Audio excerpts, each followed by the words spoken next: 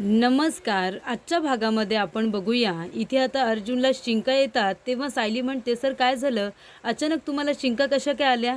तेव्हा इथे अर्जुन म्हणतो की सकाळपासून AC चालू आहे ना, मला सर्दी झाली असेल. तेव्हा सायली म्हणते, बरं ठीक आहे, आता तुम्ही एक काम करा, तुमची कॉफी थंड होते, तुम्ही कॉफी घ्या आणि लवकर तयार होऊन खाली या, मी नाश्ता तयार करते. तेव्हा इथे अर्जुन म्हणतो की हो, मी कॉफी घेतो ना. तेव्हा इथे अर्जुन म्हणत असतो की मिसेस सायली, तुम्ही आता कॉफी वगैरे घेतली असेल ना? तेव्हा सायली म्हणते, सर आज माझा वटपौर्णिमेचा उपवास आहे, आज मी काही खाणार नाही आहे. तेव्हा इथे अर्जुन म्हणतो, हो का, पण मिसेस सायली तुम्ही हे रिच्युअल्स एवढे मनापासून का पार पाडताय? तेव्हा सायली म्हणते, सर आता घरातल्या लोकांना दाखवायला तर हवं आहे ना की आपलं लग्न खरं आहे ते, नाहीतर त्यांना संशय येईल. तेव्हा त्यांना दाखवण्यासाठी मी सगळे सण तिवार साजरे करत असते. तेव्हा इथे अर्जुन म्हणत असतो आपल्या मनामध्ये की मिसेस सायली तुम्हाला अजूनही हे आपलं लग्न खोटं वाटतंय का? पण मी तर मनापासून हा उपवास करणार आहे, तुमच्यासारखं कुणाला दाखवायला नाही, तर तुमच्यासाठी आणि माझ्यासाठी. तर इथे चैतन्य येतो आणि म्हणत असतो की अर्जुन, अरे शर्मा बरोबर आपली मीटिंग आहे, नंतर आपल्याला रविराज सरांना भेटायला जायचं आहे, तू अजून आवरलं नाही आहेस का? तेव्हा इथे अर्जुनचं मात्र लक्ष नसतं. तेव्हा इथे चैतन्य आता कॉफीचा मग घेतो आणि तो गरमागरम इथे अर्जुनच्या हाताला लावतो. अर्जुन म्हणतो की हे काय आहे? तेव्हा चैतन्य म्हणत असतो की मी मगापासून तुला आवाज देतोय, तुझं लक्ष कुठे आहे? तेव्हा अर्जुन म्हणत असतो की मी सायलीचा विचार करत होतो. असं म्हणताना चैतन्य म्हणतो, काय म्हणालास? तेव्हा अर्जुन म्हणतो, काही नाही, तू ही कॉफी घे बरं, मी तयार होऊन येतोय, मी यायच्या आधी तू ही कॉफी संपवायला पाहिजे. तेव्हा चैतन्य म्हणतो, ही काय जबरदस्ती आहे, मी कॉफी घेतली आहे तरीसुद्धा मला जबरदस्तीने प्यायला लावतोय.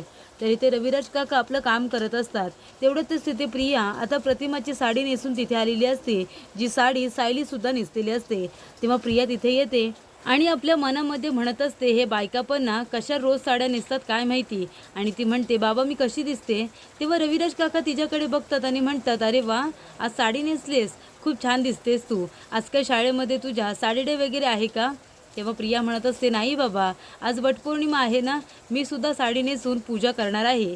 तेव्हा इथे रविराज काका म्हणतात, पण वटपौर्णिमेचा उपवास लग्न झालेल्या मुली करत असतात आणि अजून तुझं लग्न झालेलं नाही आहे ना बाळा, तेव्हा मी तुझं लवकरच लग्न लावून देईन, मग तुला जितकी मन लावून ही पूजा करायची आहे ना तू करू शकतेस.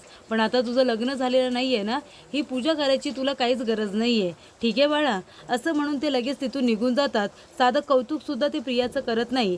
तेव्हा ती प्रिया म्हणत असते की जेव्हा सायली ही साडी नेसली होती तेव्हा सगळेजण तिचं कौतुक करत होते आणि मी नेसले तर कुणीही कौतुक करत नाही आहे. तर इथे आता सगळेजण ब्रेकफास्ट करायला बसलेले असतात. अश्विन म्हणत असतो की चैतन्य, काय पोहे झालेत, मी तुला अजून देणार आहे.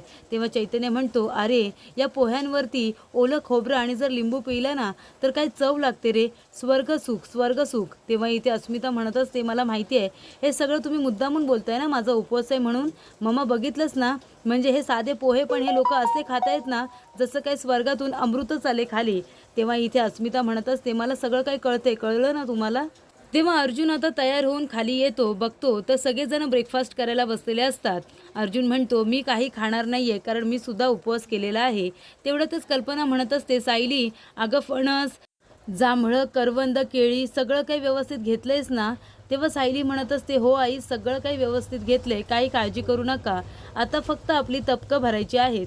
तेव्हा इथे सायली आता सगळ्यांची ताटं तयार करत असते. तेवढ्यातच तिथे अर्जुन येतो. तेव्हा चैतन्य म्हणत असतो की अर्जुन चल, माझं झालंय, आपण निघूया का? तेव्हा अर्जुन म्हणतो, थांबूया ना, हे बघ आपण एक काम करूया, ही सगळी तयारी कशी करतायत ना ते आपण बघूया. म्हणजे माझ्या बायकोने माझ्यासाठी एवढा उपवास केलाय, मग मी साधी तयारीसुद्धा बघू शकत नाही आहे का? मग सांग ना, मी काय मदत करू का? तेव्हा कल्पना म्हणत असते, अरे अर्जुन, काय चाललंय काय तुझं? काल माझ्याकडून सगळी काही वटपौर्णिमेची माहिती मिळवलीस आणि आता तुला तयारीसुद्धा करायची आहे. तेव्हा अर्जुन म्हणतो, मग मी तुम्हाला तिघींनाही काही कामं करू देणार नाही आहे. बायको तू सुद्धा बस आणि फक्त मला सांग काय काय करायचं आहे. सायली म्हणते, अहो कशाला, मी करते ना, तुम्ही थांबा. अर्जुन म्हणतो, अजिबात नाही, तू फक्त सांग काय काय करायचं आहे, मी तुला मदत करणार आहे. तेव्हा कल्पना म्हणत असते की सायली, अगं असू दे ना, अर्जुन तुला एवढी मनापासून मदत करतोय तर करू दे ना.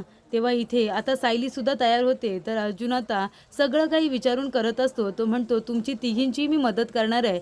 अस्मिता म्हणते, अर्जुन तुला तुझ्या बायकोचे लाड करायचे आहेत. उगाच आमच्या दोघींची नावं मध्ये घेऊ नकोस, कळलं ना?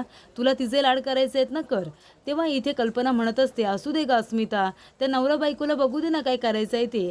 तेव्हा अश्विन म्हणत असतो की मामा, अगं तिचं डोकं रिकामं आहे ना, म्हणजे तिचं पोट रिकामं आहे, तेव्हा तिला सुचत नाही आहे काय बोलायचं आहे ते. पण दादा तुला जे काही मदत करायची आहे ना कर, मी आहे ना इथे. हे सगळे जे खूपच छान मोमेंट आहेत ना ते मी कॅप्चर करतोय माझ्या मोबाईलमध्ये.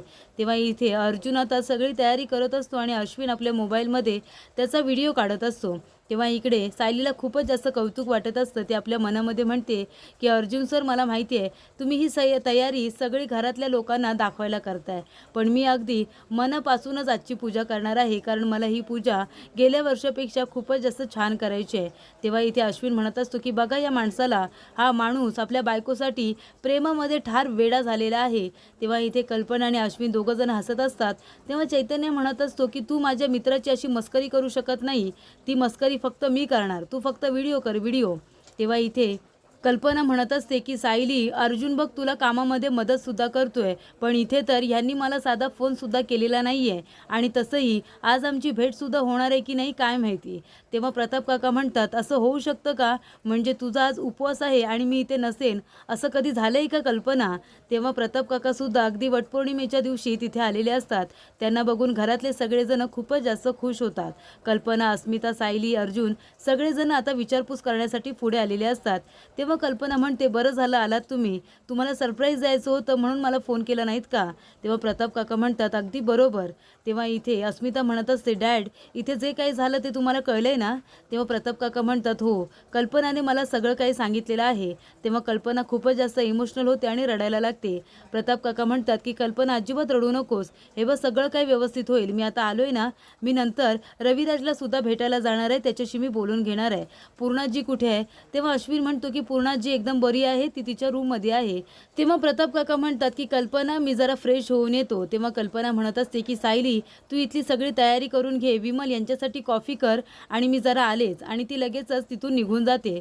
तेव्हा इथे सायली म्हणत असते की या दोघांमध्ये किती प्रेम आहे ना, असंच प्रेम. असं म्हणाल्यानंतर चैतन्य आणि अश्विन त्या दोघांकडे बघायला लागतात. तेव्हा सायली म्हणते, असंच प्रेम प्रत्येक कपलमध्ये असायला हवं, असं मला म्हणायचं होतं. तर इथे आता साक्षीला ॲडव्होकेट पवार यांचा फोन आलेला असतो. तेव्हा साक्षी म्हणते, जर काम झालं असेल तरच पुढचं बोला, नाहीतर आत्ताच फोन ठेवला तरी चालेल. तेव्हा ॲडव्होकेट पवार म्हणत असतात की मी कोर्टामध्ये अपील केलेलं आहे की 2 दिवसानंतर आपली तारीख आहे. महिपत सरांना जामीन मिळण्यासाठी मी अर्ज दिलेला आहे. तेव्हा इथे साक्षी म्हणते, आता पुढचं काम तुम्हालाच करायचं आहे, माझ्या अण्णांना जामीन हा मिळालाच पाहिजे. तेव्हा इथे पवार म्हणत असतात की त्यासाठी मी प्रयत्न करतोय. तर इकडे कल्पना आणि सायली आता निघालेले असतात. अस्मितासुद्धा घाईघाईने येते. वडाची पूजा करण्यासाठी तिघी जात असताना तिथे चैतन्य आणि अर्जुन दोघेसुद्धा धावत पळत येतात. तेव्हा अर्जुन म्हणत असतो की मामा, तुम्ही तिघीजणी आता चालत जाणार आहात का? तेव्हा कल्पना म्हणते, अरे 2 मिनिटाचा तर रस्ता आहे, आम्ही जाऊ चालत, सगळ्या बायका चालतच जातात. अर्जुन म्हणतो, नाही मामा, मी तुम्हाला गाडीतून सोडणार आहे, तुमची पूजा झाली की पुन्हा तुम्हाला गाडीतून घरी घेऊन येईन आणि मगच मी ऑफिसला जाईन. सायली, तुला माहिती आहे ना, मागच्या वेळेला तू उपवास केला होतास तेव्हा तुला चक्कर आली होती, ह्या वेळेला मी रिस्क घेणार नाहीये, मी तुला गाडीतून सोडणार आहे. तेव्हा इथे अस्मिता म्हणत असते, मामा ह्याला फक्त ह्याच्या बायकोचे लाड करायचे आहेत, आपली फक्त नावं घेतोय हा. तेव्हा कल्पना म्हणत असते की अर्जुन, तुला यायचं आहे का आम्हाला सोडायला? ये बाबा. तसंही सायली 7 जन्मासाठी आता तुला देवाकडे मागणारच आहे. तुमच्या दोघांचं प्रेम हे 7 जन्मासाठी नाही तर आयुष्यभरासाठी अगदी असंच राहणार आहे. तेव्हा इथे आता अर्जुन सायली एकमेकांकडे बघतात आणि अर्जुन आता तिघींनाही वटपौर्णिमेच्या ठिकाणी आणून सोडतो आणि तो धावत पळत आता गुरुजींकडे येतो आणि म्हणत असतो की गुरुजी, मला सुद्धा ही पूजा करायची आहे. म्हणजे ही पूजा फक्त बायकांनीच करायची असते, असं काही कंपल्सरी आहे का? तेव्हा गुरुजी म्हणतात की हो, बायकाच आपल्या नवऱ्यासाठी ही पूजा करत असतात, कारण 7 जन्म हाच नवरा मिळावा म्हणून. तेव्हा अर्जुन म्हणतो, मग मला सुद्धा हा उपवास करायचा आहे, कारण मला 7 जन्मासाठी माझी बायको मलाच हवी आहे. तेव्हा इथे गुरुजी म्हणतात, मग आता तुम्हाला जर तुमच्या बायकोसाठी असा उपवास करायचा आहे तर मग मी कोण आहे थांबवणारा? तुम्हाला साक्षात देव सुद्धा थांबवू शकणार नाहीये. तुम्हाला जर हा उपवास करायचा आहे तर तुम्ही करू शकता, तुम्हाला कोणी काही बोलणार नाही. तर पुढील भागामध्ये आपण बघूया. इथे कल्पना अर्जुनला म्हणत असते की अर्जुन, तू काय आता आमच्याबरोबर वटपौर्णिमेची पूजा करायला सुद्धा येणार आहेस का? तेव्हा इथे अर्जुन म्हणत असतो की मम्मा, तुला काय सांगू, मला सुद्धा ही पूजा करायची आहे.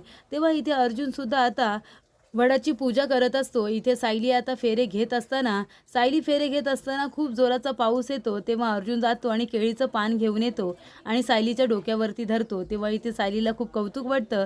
सायली आपल्या मनामध्ये म्हणत असते की देवा, मला 7 जन्मासाठी अर्जुन सर नवरा म्हणून हवे आहेत. तर इथे अर्जुनसुद्धा म्हणत असतो की देवा, मला सुद्धा 7 जन्मासाठी सायली माझी बायको म्हणून मिळावी. तर अर्जुन आणि सायली आता दोघं जण एकमेकांना अगदी 7 जन्मासाठी मागतात, पण दोघांनी एकमेकांना या उपवासाबद्दल काही सांगितलेलं नसतं.